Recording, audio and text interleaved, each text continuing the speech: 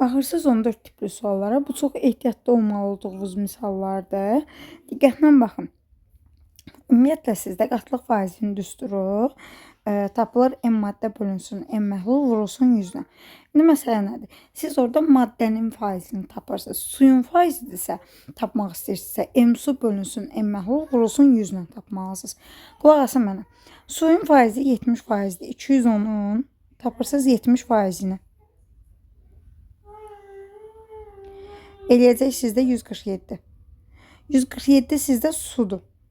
Əgər siz maddəni tapmaq istəsəniz, 210'un 30 faizini tapmalısınız. O da eləyəcək sizdə 63. 63 də maddədir.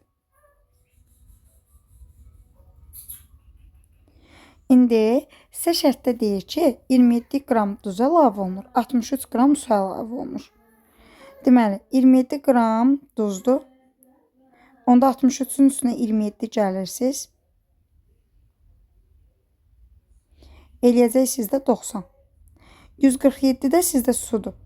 147'nin də üstünə 63 suyumu gəlirəm. Olacaq bizdə deməli 210'da su.